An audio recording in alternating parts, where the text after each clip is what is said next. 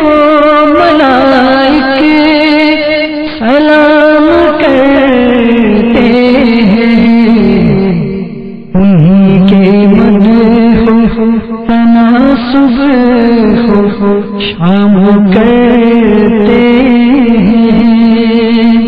الحمدللہ رب العالمین والصلاة والسلام على سید المرسلین، اما بعد فاعوذ باللہ من الشیطان الرجیم، بسم اللہ الرحمن الرحیم۔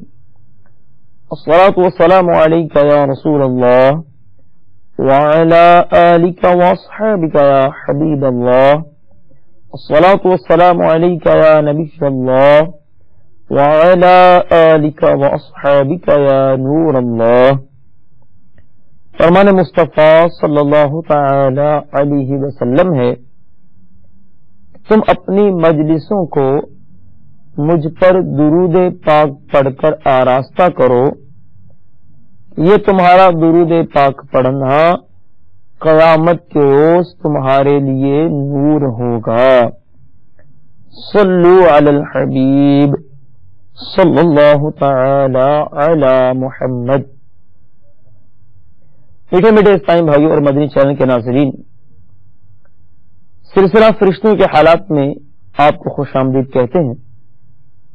اس سلسلے میں ہم نے فرشتوں کے بہت سارے حالات الحمدللہ سنے۔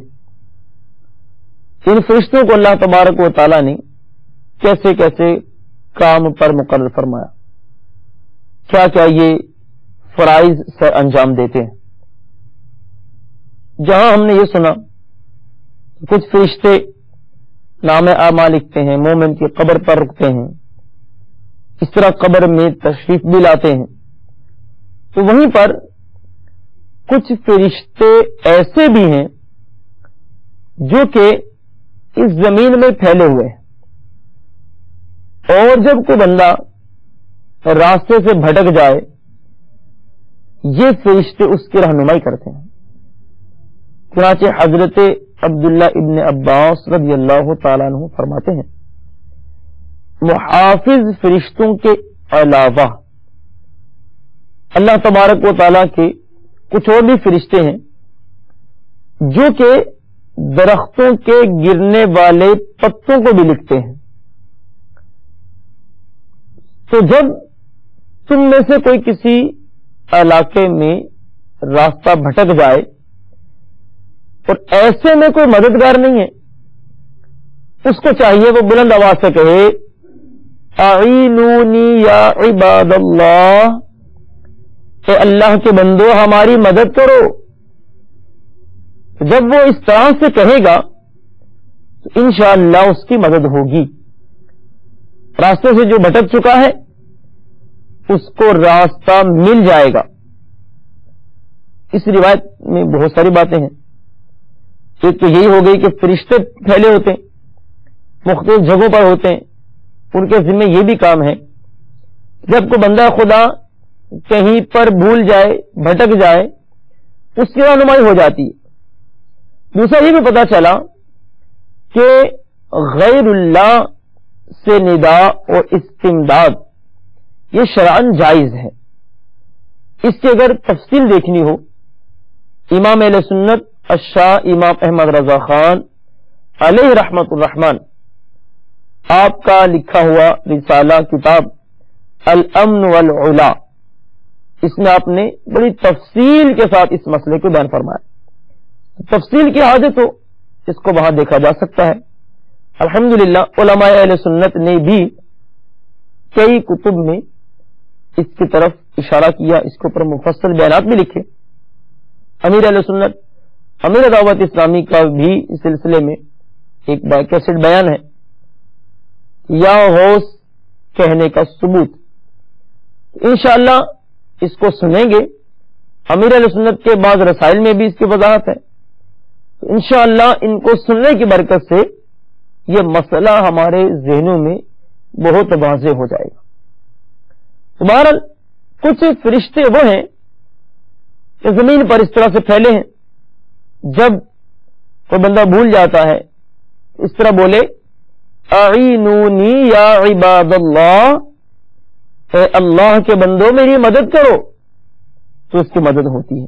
ایسے بہت سارے بزرگوں کے واقعات ہیں، اگر ایسے صحرا میں صحرا نہ بھی ہو، ویسے ہی کہیں پر بھول جائیں، کچھ سمجھ نہ آ رہی ہو، اس وظیفے کو پڑھا جائے، انشاءاللہ اس کی برکت سے راستہ مل جائے گا۔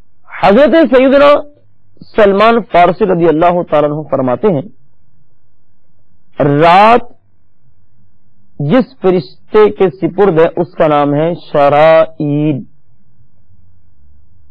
کچھ فرشتے وہ بھی ہیں، ان کا تذکرہ ہے یہ کہ رات اور دن ان کے سپرد ہیں، تو رات یہ جس فرشتے کے سپرد ہے اس کا نام ہے شراحیل۔ آپ فرماتے ہیں جب رات کا وقت قریب ہوتا ہے تو یہ غروب آفتاب سے پہلے آفتاب کے سامنے ایک سیاہ دھاگا دکھاتا ہے، تو جب اسے سورج دیکھتا ہے تو پلک جھپکنے کی دیر میں غروب ہو جاتا ہے۔ اور سورج کو بھی یہ حکم دیا گیا ہے کہ وہ اس وقت تک غروب نہ ہو جب تک وہ اس دھاگے کو دیکھ نہ لے، اور جب یہ غروب ہو جاتا ہے تو رات آ جاتی ہے، اور یہ دھاگا اسی طرح سے ساری رات میں اس کے سامنے لٹکا رہتا ہے، یہاں تک کہ ایک اور فرشتہ دھاگا لے کر آتا ہے۔ اس فرشتے کا نام ہے ہرائیل، یہ اس دھاگے کو سورج طلوع ہونے سے پہلے لٹکا دیتا ہے۔ تو جب حضرت شراحیل یعنی جو رات کے فرشتے ہیں وہ اس کو دیکھتے ہیں تو اپنا دھاگا سمیٹ لیتے ہیں، تو سورج سفید دھاگے کو دیکھتا ہے اور طلوع ہو جاتا ہے، اور سورج کو اس کا حکم دیا گیا ہے کہ طلوع نہ ہو یہاں تک کہ اس دھاگے کو دیکھ لے۔ جب سورج طلوع ہوتا تو پھر خوب چڑھ جاتا ہے اور دن کی روشنی پھیل جاتی ہے۔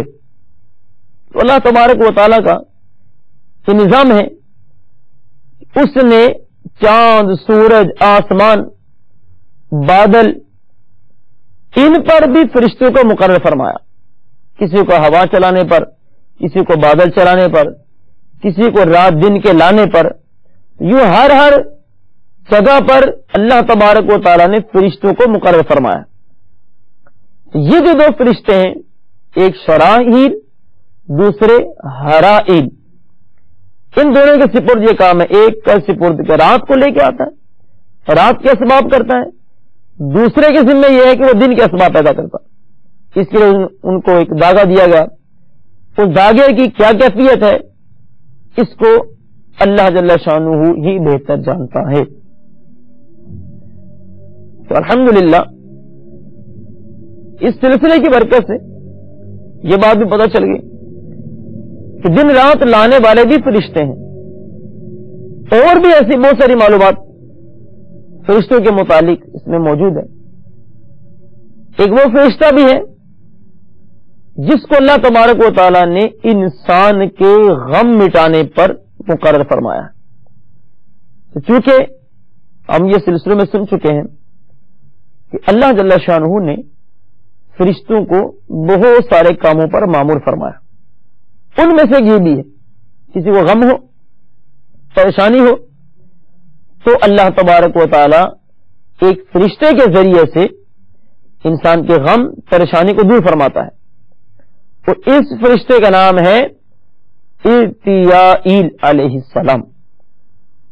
سیدنا سعید بن عبد العزیز ان سے روایت ہے، کہتے ہیں کہ حضرت ابو مسلم خولانی یہ ملک روم میں جہاد میں مصروف تھے، اب یہ پریشان ہیں، لشکر اسلام کی خبر نہیں پہنچ رہی، تاخیر ہو گئی، انتظار میں ہے۔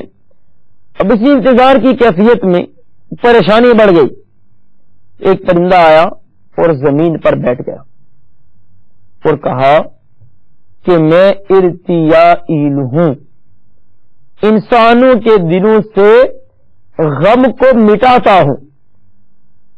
پھر اس نے اس لشکر کی اطلاع حضرت ابو مسلم کو دے دی، انہوں نے کہا آپ نے بہت تاخیر کر دی، بہت دیر سے آئے، مثلا یہ کہ اتنی تاخیر ہو چکی تھی، پریشانی بڑھ گئی. تو بہرحال ایک ایسا فرشتہ یہ ہے جو انسان کے غم پریشانیاں دور کرنے کے لیے آتا ہے. ایسے ایک بزرگ حضرت ارباز بن ساریہ حضور صلی اللہ تعالی علیہ وسلم کے صحابہ میں سے، بہت بوڑھے ہو چکے تھے. کافی جب عمر ہو گئی، کمزوری بڑھ گئی، ہڈیاں لاغر ہو گئیں، پریشان رہنے لگے. ایک دن وہ مسجد میں بیٹھے نماز پڑھ رہے تھے، دعا پھر کرتے ہیں نماز کے بعد اپنی وفات کے لیے، اللہ میری وفات ہو جائے. اسی دوران انسانوں میں سے کہتے ہیں کہ بہت ہی خوبصورت کوئی شخص میرے پاس آیا، اس پر سبز جبہ بھی ہیں. اس نے کہا یہ کیا طریقہ ہے، آپ کیا یہ دعا کر رہے ہیں؟ میں نے کہا میرے بھائی میں کس طرح دعا کروں؟ تو کہا یوں دعا کریں، اللہم حسن العمل وبلغ الاجل، اللہ میرے عمل کو بہتر بنا اور میرا جو وقت موت کا مقرر ہے اسی ہی وقت میں مجھے موت عطا فرما. تو میں نے ان سے کہا، یہ بزرگ فرماتے، میں نے کہا آپ کون ہیں، اللہ تعالیٰ آپ پر رحم کرے. انہوں نے کہا کہ میں ارتیائیل ہوں، جو مومنوں کے دلوں سے غم کو مٹاتا ہوں. اور پھر آپ کہتے ہیں کہ میں نے زندگی میں کبھی دوبارہ ان کو نہیں دیکھا. تو ایسے فرشتے بھی ہیں جو کہ انسان کے غم مٹاتے ہیں، پریشانیاں دور کرتے ہیں.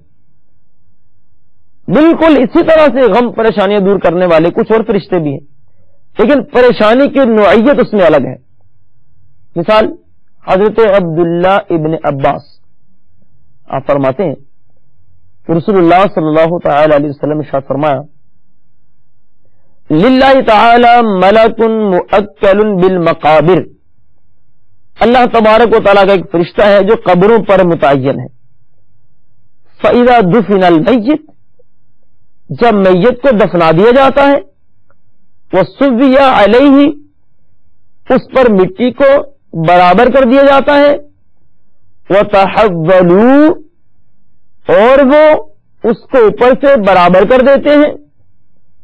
اس کے بعد وہ لوگ پھرتے ہیں لِيَنْصَرِفُوا، تاکہ اب وہ واپس جائیں پھر کے. وہ جو فرشتہ جس کو اللہ نے مقرر کیا، قبض قبضۃ من تراب القبر، وہ فرشتہ اس قبر کی مٹی سے ایک مٹھی بھرتا ہے.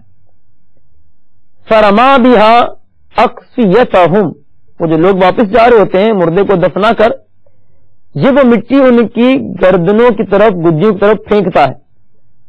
وقال، اور کہتا ہے، انصرفوا الی دنیاکم وانسوا موتاکم، جاؤ اپنی دنیا کی طرف چلے جاؤ اور اپنے اس مردے کو بھول جاؤ.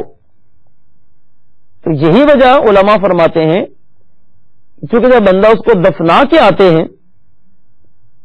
شروع میں بہت پریشانی رہتی ہے، اس کا بہت یاد آتی ہے، لیکن آہستہ آہستہ کر کے اس کی یاد دل سے محو ہو جاتی. اس کی وجہ یہ بنتی ہے، وہ فرشتہ جو ہے یوں جب مٹی پھینک دیتا ہے تو اس کے اس مٹی کے پھینکنے سے بندہ پھر اس کو اپنے مردے کو بھول جاتا ہے. یہ بھی ایک فرشتہ اللہ جل شانہ نے مقرر فرمایا. حضرت انس رضی اللہ تعالیٰ عنہ آپ بھی اسی طرح کی حدیث پاک نقل فرماتے ہیں کہ رسول اللہ صلی اللہ تعالی علیہ وسلم نے ارشاد فرمایا، یہ جنازہ لے کر جو چلنے والے لوگ ہوتے ہیں، یہ جنازہ لے کر جاتے ہیں، اللہ تبارک و تعالیٰ نے ان کے لیے وہاں ایک فرشتے کو مقرر کیا، وہاں ایک فرشتہ ہوتا ہے. یہ جو لوگ جب وہاں جاتے ہیں یہ بڑے پریشان ہوتے ہیں، حتی اذا اسلموہ فی ذلک القبر، یہاں تک کہ وہ اس مردے کو قبر میں لٹا دیتے ہیں. ورجعوا راجعین، اب جب یہ لوٹتے اخذ کفا من تراب، وہ فرشتہ مٹی اپنے ہاتھ میں لیتا ہے، فرما بھی، پھر اس کو پھینکتا ہے. وہ یقول، اور یہ کہہ رہا ہوتا ہے، ارجعوا الی دنیاکم، جاؤ اپنی دنیا کی طرف، انساکم اللہ، اللہ تبارک و تعالیٰ تمہیں موتاکم تمہارے مردے کو بلا دے، فینسون میتہم وہ اپنے مردے کو بھول جاتے، ویخذون فی شرائہم وبیعہم اب جا کر اپنے دنیا کے معاملات میں کھو جاتے ہیں، خرید و فروخت کرتے ہیں، دنیا کے جو بھی معاملات ہیں ان میں جا کر یہ پھر محو ہو جاتے ہیں۔ یہ بھی اللہ جل شانہ کا ایک نظام ہے کہ جب مردے کو دفنا کر آتے ہیں اس وقت بہت بری حالت ہوتی ہے، انسان بہت پریشان ہوتا ہے، کیا بنے گا، کیا ہوگا، وہ غم اگر اس کے دل پہ اسی طرح سے چھایا رہے تو یہ دنیا کے کام اس کے لیے کرنا بہت مشکل ہو جائے۔ اس لیے ایک ایسا نظام بنایا گیا کہ جب وہ اس کو دفنا دیتے ہیں فرشتہ مٹی پھینک دیتا ہے، اب یہ اس کو بھول جاتے ہیں اور اپنے دنیا کے کاموں میں مشغول ہو جاتے ہیں۔ اور اگر اس طرح نہ ہو، اسی کے غم میں رہیں، اسی کی پریشانی میں رہیں، تو پھر ان کے دنیا کے معاملات جو ہیں وہ رک جائیں۔ میٹھے میٹھے اسلامی بھائی اور مدنی چینل کے ناظرین، کچھ اور بھی فرشتے ہیں جن کو اللہ تبارک و تعالیٰ نے مختلف امور پر مقرر فرمایا۔ ان میں سے ایک فرشتہ ایسا بھی ہے کہ جس کو زمین یا جس کے سپرد کی گئی۔ حضرت عبداللہ بن عمر رضی اللہ تعالیٰ فرماتے ہیں نبی کریم صلی اللہ تعالی علیہ وسلم سے سوال کیا گیا زمین کس چیز پر ہے؟ آپ نے فرمایا پانی پر۔ پوچھا گیا آپ کو علم ہے کہ پانی کس پر ہے؟ آپ نے فرمایا سبز چٹان پر۔ پھر عرض کیا گیا کہ آپ کو معلوم ہے یہ چٹان کس پر ہے؟ آپ نے فرمایا مچھلی کی پشت پر، جس کے دونوں کنارے عرش سے ملے ہوئے۔ پھر عرض کیا گیا کہ آپ کے علم میں ہے کہ یہ مچھلی کس پر ہے؟ آپ نے ارشاد فرمایا ایک فرشتے کے کندھے پر جس کے قدم ہوا میں ہیں۔ یہ بھی ایک فرشتہ ہے جس کے ذمے یہ ذمہ داری ہے کہ اس نے زمین کو اپنے کندھوں پر اٹھایا ہوا ہے۔ ایسے ایک اور فرشتہ اللہ تبارک و تعالیٰ نے اس کو ہوا پہ مقرر فرمایا۔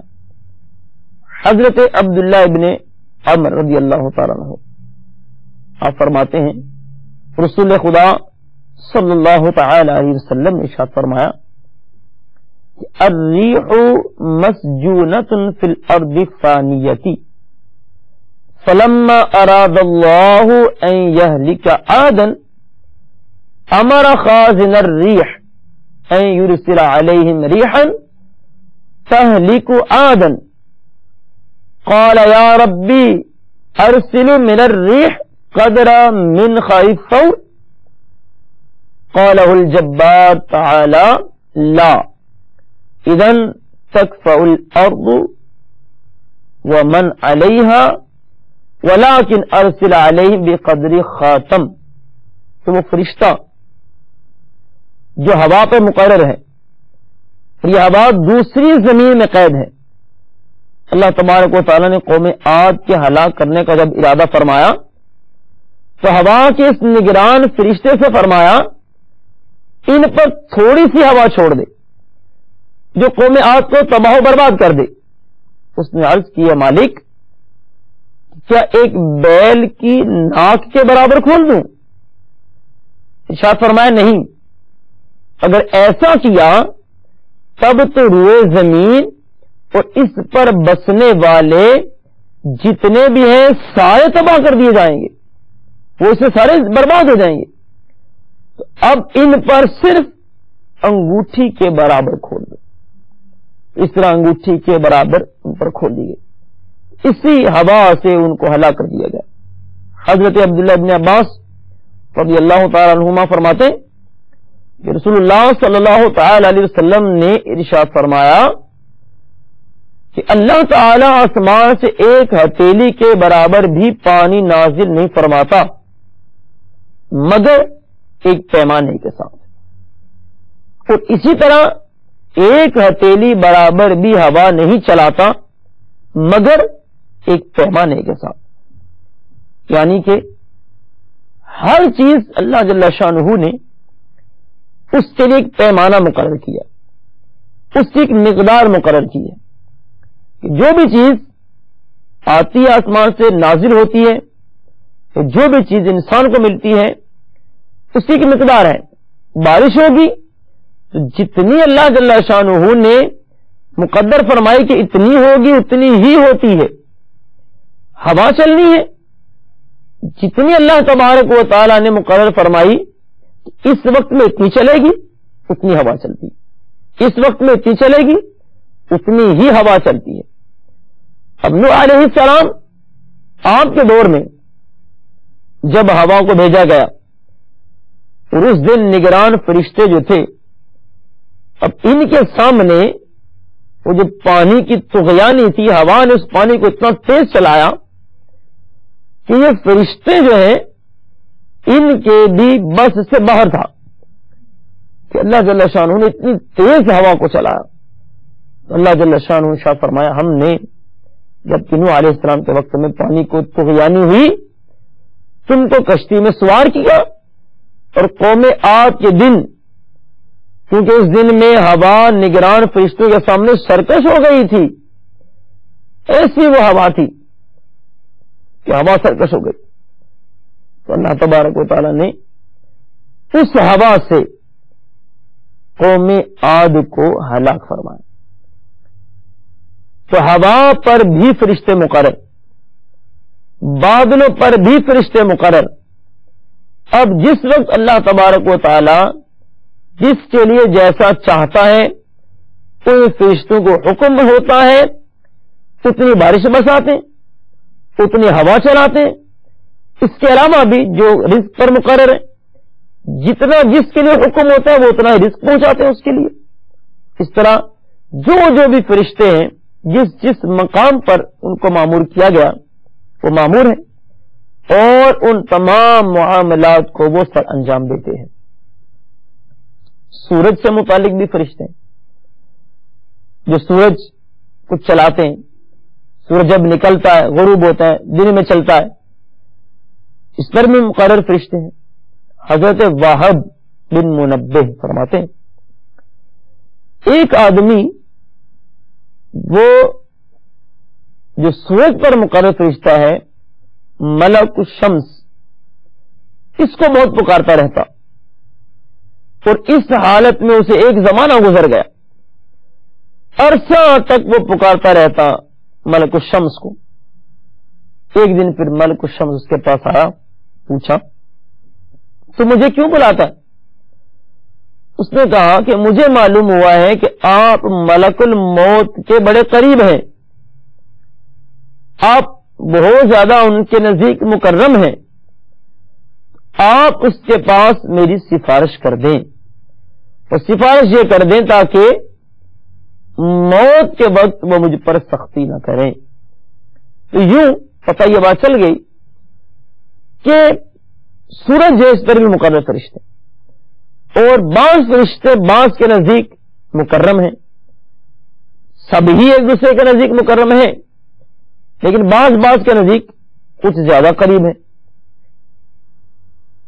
وہ فرشتے اللہ تبارک و تعالی نے مقرر جو فرمائے مختلف مقامات پر، ان میں سے یہ جو سورج پر مقرر فرشتے ہیں ان کی تعداد بھی بیان کی گئی.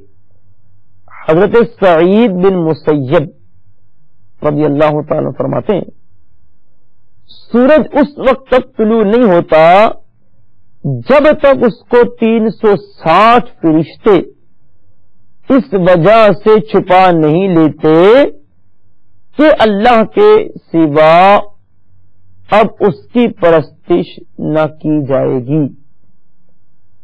360 فرشتے سورج کو چھپانے کے لیے بھی مقرر ہیں. اور سورج میں چونکہ تپش بہت زیادہ ہے، گرمی بہت زیادہ پھینکتا ہے، اس کے لیے بھی کچھ فرشتے مقرر ہیں. حضرت ابو امامہ رضی اللہ تعالی عنہ فرماتے ہیں رسول اللہ صلی اللہ تعالی علیہ وسلم نے ارشاد فرمایا وکل بالشمس 7 املاک یرمونها بثلج کل یوم وَلَوْلَا ذَلِكَ مَا أَصَابَتْ شَيْئًا إِلَّا أَحْرَقَتْ. 7 فرشتے اللہ تبارک و تعالیٰ نے سورج پر ایسے مقرر کر دیے ہیں جو اس پر روزانہ برف ڈالتے ہیں. اگر وہ اس طرح نہ کریں سورج کی گرمی جس شے پر پہنچے گی اس کو جلا دے گی. سورج پر مقرر فرشتے. حضرت اکرمہ رضی اللہ تعالیٰ عنہ فرماتے ہیں سورج اس وقت تک طلوع نہیں ہوتا جب تک اسے طلوع ہونے کے لیے 70,000 فرشتے نہ بلائیں. تو 70,000 فرشتے اس کو بلاتے پھر یہ سورج طلوع ہوتا. تو اللہ تبارک و تعالیٰ نے سورج کے طلوع اور سورج کے غروب ہونے پر بھی فرشتوں کو مقرر فرمایا. تو ایک یہ روایت سے پتہ چلا کہ 70,000 فرشتے اس پر مقرر ہیں. حضرت سیدنا علی شیر خدا رضی اللہ تعالیٰ عنہ فرماتے ہیں جب سورج طلوع ہوتا ہے تو 2 فرشتے اس کے ساتھ نگران ہوتے ہیں. جب تک وہ چلتا رہتا ہے یہ بھی اس کے ساتھ چلتے رہتے ہیں. یہاں تک کہ جب اپنے کتب میں عرش خداوندی کے بالکل مقابل درمیان میں پہنچتا ہے تو سجدے میں گر جاتا ہے. یہاں تک کہ اسے حکم دیا جاتا ہے کہ اللہ تعالی کی قدرت کے ساتھ آگے بڑھو. پس جب سورج طلوع ہوتا ہے تو اس کے سامنے 7 آسمان روشن ہو جاتے ہیں اور یہ دونوں فرشتے اسے باشندگان زمین کے لیے روک لیتے ہیں. یہاں تک کہ جب وہ اپنے قطب میں پہنچتا ہے ایک فرشتہ مغرب میں ایک مشرق میں تو مشرق میں جو کھڑا فرشتہ کہتا ہے اے اللہ خرچ کرنے والے کو باقی رہنے والا عوض عطا فرما. اور جو مغرب میں فرشتہ ہے وہ کھڑا ہو کے کہتا ہے اے اللہ روکنے والے کو ضائع ہونے والا عوض عطا فرما. پس جب عشاء کی نماز پڑھ لی جاتی ہے رات کا ایک حصہ آسمانی حصوں کے اعتبار سے گزر جاتا ہے یہ دونوں فرشتے کھڑے ہو کر منادی کرتے ہیں ہے کوئی بخشش مانگنے والا جسے معاف کیا جائے, ہے کوئی توبہ کرنے والا جس کی توبہ قبول کی جائے, ہے کوئی حاجت مند جس کی حاجت پوری کی جائے, ہے کوئی مظلوم جس کی امداد کی جائے. پھر کہتے ہیں ہمارا رب غفور الرحیم ہے. حتیٰ کہ جب سحری کا وقت ہوتا ہے یہ دونوں زمین پر جھانکتے ہیں. ایک کہتا ہے بلند و بالا اللہ کی تسبیح عرض کرتا ہوں, اور یہ دونوں فرشتوں میں سے جو سب سے نچلی زمین پر ہے اس میں فرشتے کہتے ہیں درائیل. وہ کہتا ہے اللہ پاک ہے, اللہ تو پاک ہے تو جہاں بھی ہے. اس روایت میں پتہ چلتا ہے ایک تو سورج کے ساتھ مقرر فرشتے جب سورج طلوع ہوتا ہے تو وہ جو سخی لوگ ہیں جو اپنا مال راہ خدا میں خرچ کرتے ہیں, جو اپنے مال کو غرباء فقراء میں تقسیم کرتے ہیں ان پہ خرچ کرتے ہیں, تو سخی کے لیے وہ دعا کرتے ہیں اللہ سخی کو بہتر بدلہ عطا فرما. اور جو بخیل ہے اور روک کے رکھتا ہے اس کے لیے فرماتے ہیں اس کو اس کا برا بدلہ دے, ضائع ہونے والا بدلہ دے, اس کو کچھ بھی نہ اس کے عوض میں ملے. اور پھر یہ فرشتے رات میں ندا بھی کرتے ہیں اور یہ ندا اکثر راتوں میں ہر رات میں یہ ندا ہوتی. بعض روایت میں ہے اللہ تبارک و تعالی رات کے پچھلے پہر میں آسمان دنیا پر تجلی فرماتا ہے. اس وقت بھی ایسی ہی ندائیں ہوتی ہیں کہ ہے کوئی بخشش مانگنے والا اسے معاف کیا جائے, ہے کوئی توبہ کرنے والا اس کی توبہ قبول کی جائے, ہے کوئی حاجت مند اس کی حاجت پوری کی جائے, تو ہے کوئی مظلوم جس کی مدد کی جائے. تو اگر اس وقت میں اللہ کی بارگاہ میں عرض کی جائے تو اللہ تبارک و تعالی عطا فرماتا ہے. وہ ہر وقت عطا کرنے پہ قادر، لیکن کچھ خاص مواقع اس نے قائم فرمائے کہ جو اس وقت میں اللہ سے مانگتا اللہ جل شانہ مزید کرم فرماتا. الحمدللہ مدنی چینل کی برکت سے، ہم نے سلسلے کی برکت سے اس بات کو بھی سنا کہ روزانہ یہ منادی ہوتی ہے، ندا ہوتی ہے کہ کوئی مانگنے والا ہے تو مانگے، استغفار کرنے والا ہے تو کرے، اس کو بخشا جائے، حاجت مند مانگے اس سے عطا کیا جائے. یہ فرشتے ہیں اللہ جل شانہ کے جن کی یہ ذمہ کام ہے. وہ لوگوں کی امداد بھی کرتے ہیں، انہیں ترغیب بھی دے رہے ہیں، انہیں بلا بھی رہے ہیں کہ آؤ اللہ کی بارگاہ سے مانگو. حضرت سدی آپ بیان فرماتے ہیں، آپ نے ایک اور فرشتے کا ذکر کیا. یہ فرشتہ ملک الظل یعنی سائے کا فرشتہ، تو سائے پر بھی اللہ نے فرشتے کو مقرر فرمایا.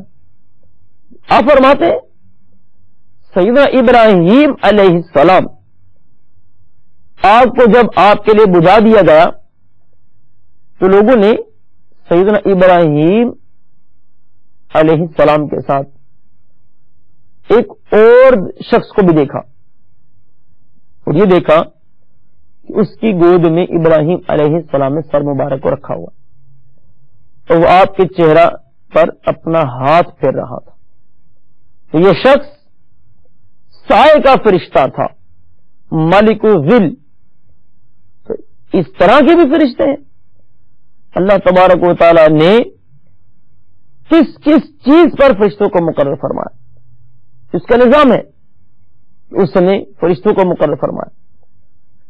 مزید سنتے ہیں، حضرت انس رضی اللہ تعالیٰ عنہ فرماتے ہیں رسول اللہ صلی اللہ تعالی علیہ وسلم نے ارشاد فرمایا ان اللہ تعالی قد وکل بالرحم ملکا یقول اے رب نطفہ، اے رب علقہ، اے رب مضغہ، فاذا اراد اللہ ان یقضی خلقها قال اے رب شقی او سعید، ذکر او انثى، فما الرزق فما الاجل فیکتب كذلك فی بطن امی. اللہ تبارک و تعالی نے رحم پر ایک فرشتہ مقرر کر رکھا ہے. وہ پوچھتا ہے اللہ کی بارگاہ میں، عرض کرتا ہے رب قطرہ رہے گا، جمع ہوا خون بنے گا تو گوشت بن جائے گا.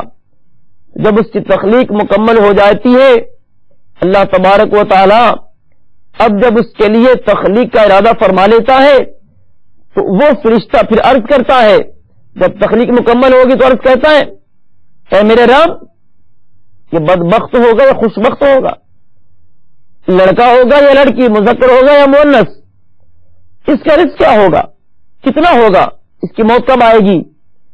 یہ ساری باتیں تو ماں کے پیٹ میں ہی بچے کے لیے اس کا رزق، اس کی موت سب کچھ لکھ دیا جاتا ہے.